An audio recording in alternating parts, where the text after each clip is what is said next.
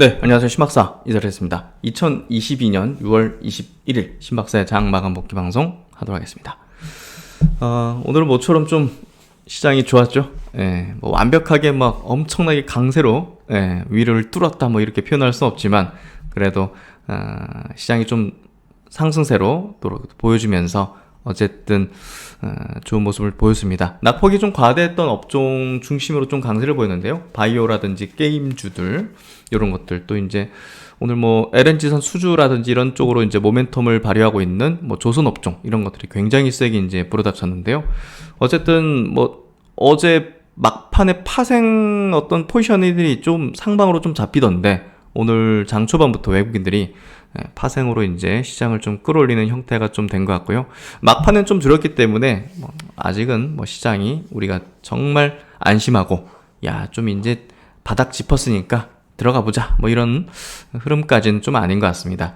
그래도 이제 시장이 돌아선다면 낙폭 그리고 투매가 극심했던 이제 유망한 바이오주들의 강세는 좀 우리가 전망해 볼 수 있다고 볼 수 있고 오늘도 이제 그런 종목군들 중심으로 선별적인 어떤 강세를 보였기 때문에 앞으로는 굉장히 차별적인 시장, 차별적인 종목 장세의 흐름들이 펼쳐질 걸 전망하고 거기에 따른 전략들을 사회화됨을 좀 얘기를 해주는 것 같습니다. 오늘 장 정리해보면서 전략들 다듬는 시간 가져보도록 하겠습니다. 지수 마감부터 해보도록 하죠. 오늘 코스피 지수 0.75% 상승 2400포인트를 회복했고요. 거래대금은 크지 않았기 때문에 오늘 뭐 반등이 정말 유의미했다 이렇게 표현하기는 좀 아직은 좀 어려운 것 같아요. 7.2조 정도입니다. 상승 종목 수가 700여 종목 가까이 돼서 압도적으로 많았고요. 그리고 코스닥 증시 1% 강세 778포인트 마감했고 거래대금은 크게 늘진 않았기 때문에 역시나 코스피와 마찬가지로 크게 추세가 완전히 돌려졌다 이렇게 표현하기는 어려운 어떤 반등이었습니다. 6.7조 정도 그리고 상승 종목 수는 1000종목 정도 나왔고요.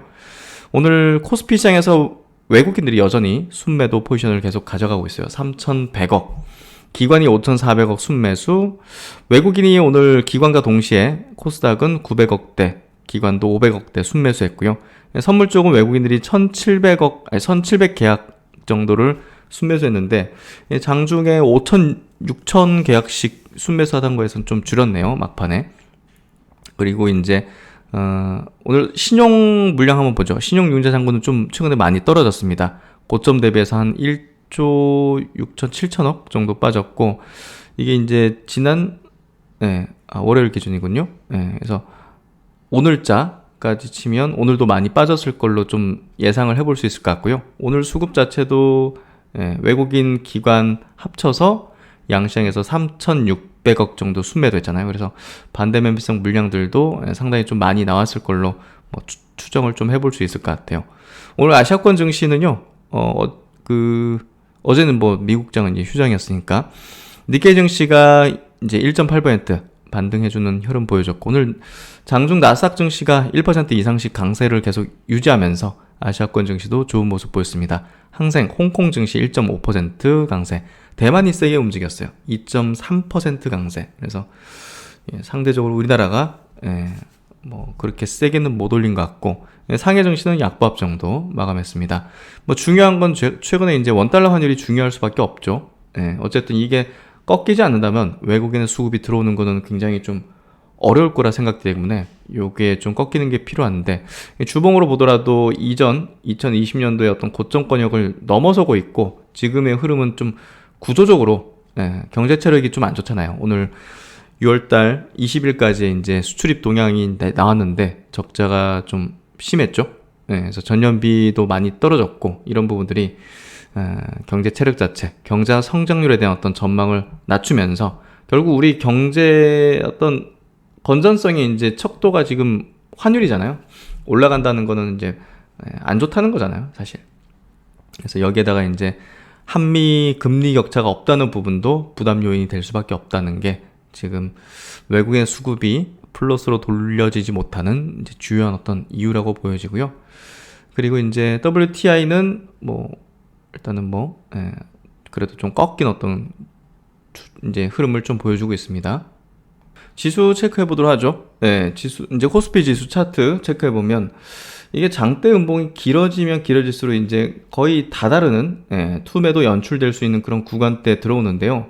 좀 아쉬운 부분은 이제 어디 부분이면 이제 거래대금이 크게 늘지 못한 부분입니다. 거래대금이 좀 늘어야 이제 추세가 좀 전환된다든지 이제 손바뀜이 됐다든지 하는 그런 신호로서 우리가 좀 강력하게 볼 수 있는데 아직은 그런 모습이 못 나온 것 같고요. 뭐 코로나 때 보시면 낙폭을 보이는데 이 저점 구간에서 거래대금이 이제 터지는 부분들을 볼 수가 있죠.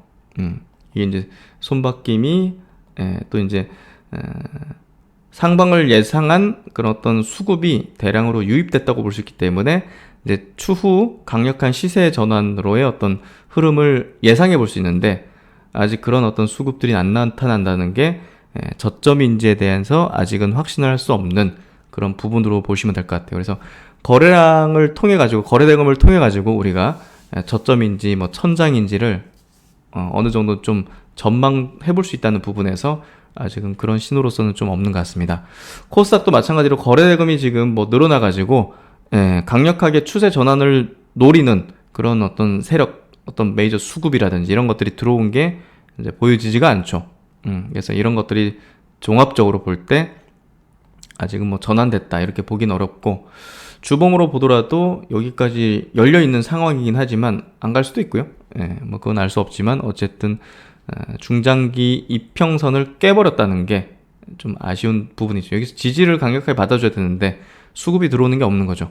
그 부분.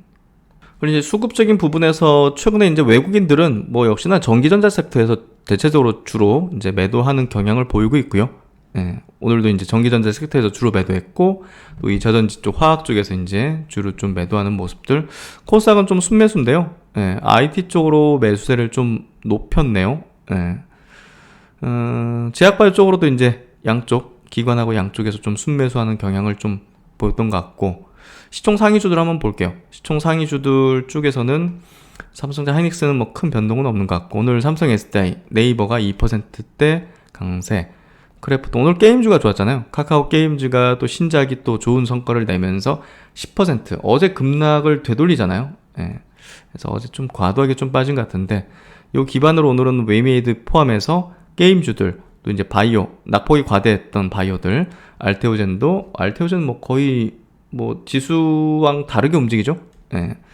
그리고 이제 ST팜 같은 종목들 좀 유망한 기업들이잖아요. 바이오 쪽에서 글로벌 시장에서 성과를 내고 있고 기대 가치가 있는 기업들은 지수 대비 안 빠지는 모습들을 최근에 보여주고 있죠. 이런 것들이 저점 매수세가 지속적으로 최근에도 유입되고 있었기 때문에 바닥을 다지는 바이오 기업들이 지금 듬성듬성 나오고 있다. 그런 종목들 중심으로 투자한다면 제가 볼 때는 하반기 시장 대비 월등한 성과를 낼 걸로 생각을 해볼 수 있을 것 같아요. 그래서 그런 부분에서 지금 1년 6개월 조정을 받았던 바이오 섹터에 대해서 조금 더 좋은 어떤 성과를 좀 기대해 볼 수 있지 않을까 생각이 좀 됩니다.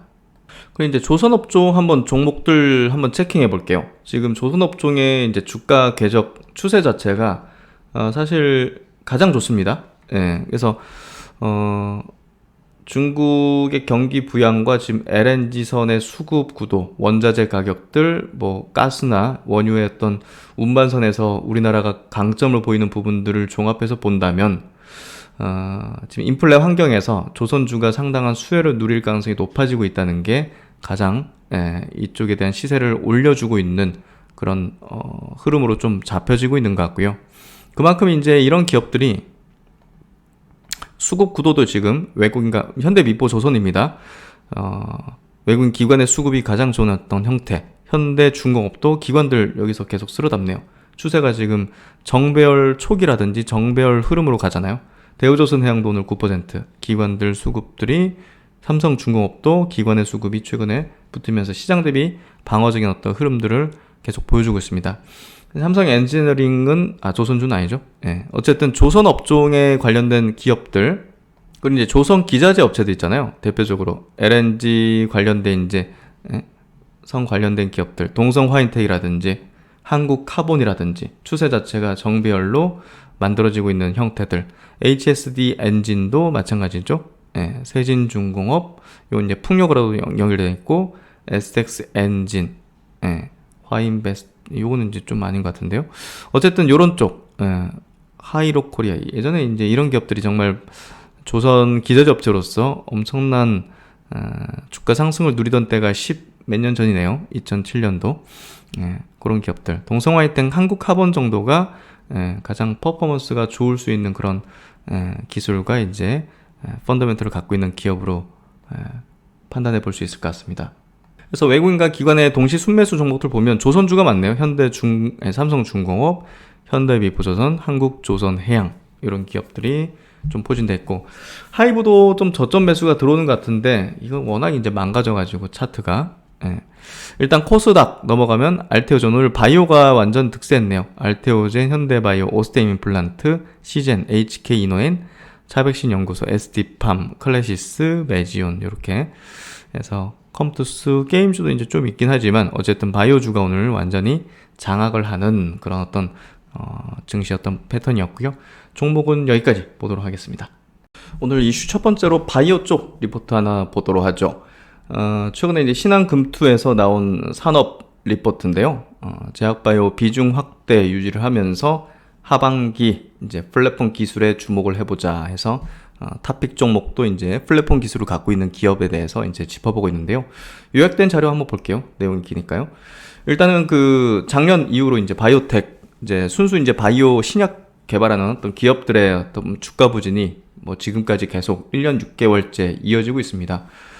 이는 이제 매크로 단의 어떤 문제가 가장 크다고 생각이 되는데요. 금리 인상 구간에 좀 진입하면서 뭐 바이오텍 기업뿐 아니라 이제 주요 이제 숫자가 찍히지 않는 성장주들은 완전히 그냥 주가가 박살났는데, 그 대표적인 게 이제 바로 바이오텍 기업들이죠. 그래서 우리나라뿐이 아니라 나스닥 바이오텍도 이제 연초 대비해서도 한 26% 하락하면서 이 금리 인상이 여파를 피해가지 못했던 거죠. 그래서 국내에서 뭐 사노피 쪽으로 이제 기술 이전 크게 했던 ABL 바이오의 어떤 큰 기술 이전 성과도 있었지만, 뭐 매드팩토 같은 기업들은 또 이제 안 좋은 내용들을 발표하면서 바이오텍 심리를 좀 안 좋게 만들었는데요. 일단 하반기 바이오텍에 대해서는 조금 긍정적인 어떤 기류를 조금 얘기하고 있습니다. 하지만 뭐 큰 어떤 그림 자체는 일단은 금리 부분이 좀 부정적으로 작용하기 때문에 엄청난 대규모 자금이 나타나서 뭐 4차 대파동이 나타나고 이런 거는 좀 쉽지는 않을 거라고 생각이 되고요. 선별적으로 유망할 수 있는 바이오텍 기업들 중심으로 조금 상대적으로 강한 어떤 상승을 좀 보이지 않을까 생각이 됩니다. 22년 하반기 올해 국내 바이오텍의 임상 모멘텀은 상반기와 마찬가지로 좀 제한적일 걸로 판단되고, 뭐 임팩트가 엄청 큰 게 뭐 이렇게 좀 없다는 내용인데, 그래도 FDA 승인 기대감이 있는 그런 뭐 유한양행이라든지 한미약품, 그리고 이제 개념 입증에 좀 나설 수 있는 그런 바이오텍 이제 몇 개 기업들이 있죠. 그런 기업들이 또 바이오 분위기를 좀 달아오르게 할 수는 있는데, 역시나 이제 매크로단의 분위기는 그렇게 좀 개선되지 못하고 있죠. 그래도 이제 글로벌 제약 바이오 기업들의 현금 여력은 굉장히 풍부해졌습니다. 그래서 M&A라든지 기술 이제 도입 같은 것들을 많이 적극적으로 하지 않을까 생각이 되는데, 이게 이제 바이오텍 기업들도 지금 이렇게 바닥을 하고 있지만 이게 올라가기 시작하면 사실 급해지죠. 빅팜들도 이거 이제 가격 더 비싸기 전에 사야겠다 뭐 이런 것들이 발생되기 때문에, 이게 가격이 오르기 시작한다든지 저점을 높이는 어떤 흐름들이 바이오텍 기업들의 주가에서 나타나면 M&A는 더 가속도를 붙이면서 많이 나타날 걸로 생각이 돼요. 그래서 지금이 뭐 엄청난 기회다는 거는 뭐 확실한 것 같고요. 뭐 그런 부분에서 가장 트렌디한 어떤 신약 개발 기술들을 갖고 있는 이 뭐 ADC, 또 제형 변경 같은 이제 SC 제형 변경 같은 이런 어떤 것들, 그리고 이중항체, 이런 트렌디한 플랫폼 기술을 갖고 있는 기업들에 대해서 우리가 조금 더 투자 전략에서 우선순위를 두고, 뭐 한정된 자금이라면 이런 기업들 중심으로만 사면 되는 거죠. 그래서 그런 부분으로 이제 리포팅을 좀 쓰신 것 같아요. 그래서 탑픽으로는 알테오젠, 레고캠 바이오, 또 관심 종목으로는 ABL 바이오를 이제 제시를 하고 있고, 이 세 개 기업 모두 글로벌 시장에서 이제 엄청난 뭐 기술 이전을 계속 이어가고 있죠. 그런 부분들이 이제 글로벌에서 인정받고 있다는 걸로 볼 수 있기 때문에 추가적인 기술 이전 내지는 여러 가지 어떤 뭐 신약 개발에 대한 확률 가능성도 뭐 다른 기업 대비해서는 그래도 상당히 높을 수 있다고 볼 수가 있겠죠. 왜냐면 글로벌 시장에서 기술이 인정받았으니까요. 그래서 앞으로는 이렇게 좀 레퍼런스를 갖고 있는 그런 플랫폼, 트렌디한 어떤 기술을 갖고 있는 기업 중심으로 바이오텍 기업들이 움직이지 막 별것도 없는데 이제 그냥 분위기상 막 이제 밑에서 매집해가지고 막 세력주처럼 끌어올리고 하는 패턴들은 많이 좀 사라질 것이고, 또 이제 한 몇 년 동안은 그런 것들이 나타나기 좀 어려운 어떤 구간이 될 가능성이 매우 높죠. 그래서 이유 있는 그리고 유망한 기업들 중심으로만 투자를 이제 제한하는 게 제가 볼 땐 낫지 않을까, 성과면에서 그렇게 좀 보고 있습니다. 그리고 이제 주식 전략 관련된 리포트도 하나 좀 보도록 하죠. 같은 이제 신한금융투자 리포팅인데요. 사실 지금 뭐 오늘 같은 경우 이제 시장이 좀 반등을 해주긴 했지만, 뭐 추세가 전환됐고 이제 상승 뭐 그런 장으로 돌아선 건 아니잖아요. 그러니까 지금 시장에 대한 인식을 좀 명확히 할 필요는 있는데요. 일단은 긴축에 따른 침체 우려로 이제 S&P 500 지수가 약세 영역으로 진입했다. 우리가 이제 보통 지수가 20% 이상 하락을 하게 되면 약세장에 진입했다고 볼 수 있거든요. 통계적으로입니다. 통계적으로 볼 때. 그래서 그 정도 넘어서면 일단은 상당 기간 침체하는 장세로 약세 영역으로 넘어갔더라. 그래서 이번에 S&P 500 지수도 고점 대비 23% 정도 하락하면서 결국은 밸류에이션도 이제 마찬가지로 하단으로 계속 내려오는 거죠. 신저를 찍는 거죠.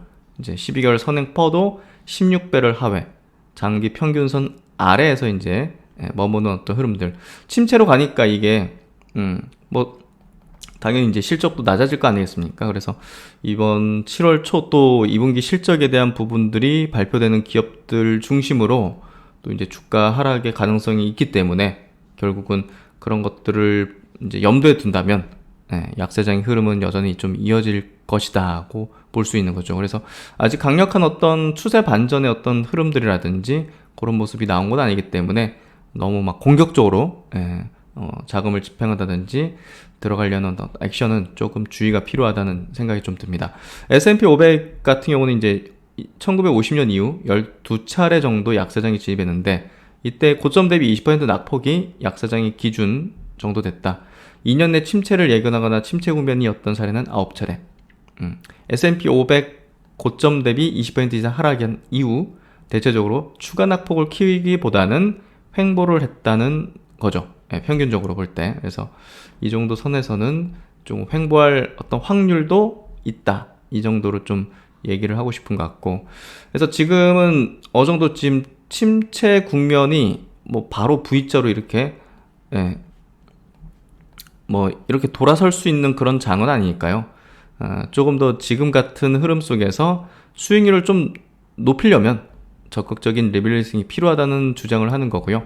이 가식성이 높은 어떤 업종 중심으로 이제 수익률 차별화를 노려야 된다 해서 세 가지 섹터군에 대한 얘기를 하는데요. 첫 번째 이제 카펙스 집행한 2차전지 소재, 장비, 반도체 소부장 밸류체인. 그렇죠. 이익과 성장을 같이 가져갈 수 있는. 그리고 두 번째는 지금 원자재 가격들, 유가라든지 이런 것들 급등하니까요. 또 이제 중국 같은 경우는 부양책을 펴기 때문에 중국 경기에 민감한 뭐 화학, 정유라든지 조선, 철강, 이런 어떤 우리 시클리컬이라고 불리는 그런 어떤 섹터군, 중국의 포지션을 갖고 있는 그런 쪽. 뭐 정유주들 최근에 좋지 않습니까? 조선주랑 그런 거라 보시면 될 것 같고, 세 번째는 리오프닝이죠.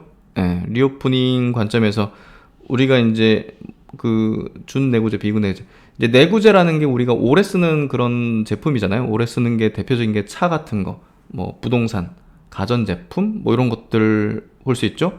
그러니까 이제 그게 아닌 것들, 준내구재, 비구내재니까 뭐 짧게 쓰는 것들이죠.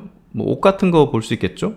의복이라든지 뭐 가방, 뭐 이런 것들, 운동화, 이런 것들이 이제 좀 좋아질 수 있다. 활동하니까. 그래서 그런 것들에 대한 섹터군들이 이익 가시성을 좀 높게 볼 수 있다. 이런 쪽으로 얘기를 하는 거고, 결국 이제 이런 쪽으로 적극적인 리밸싱을 하는 게 지금 구간을 보다 더 수익률을 빠르게 높이고 아웃퍼폼 할 수 있게 만든다는 내용이라고 좀 보시면 될 것 같아요. 그래서 이것도 한번 참고를 해보시면 좋을 것 같습니다.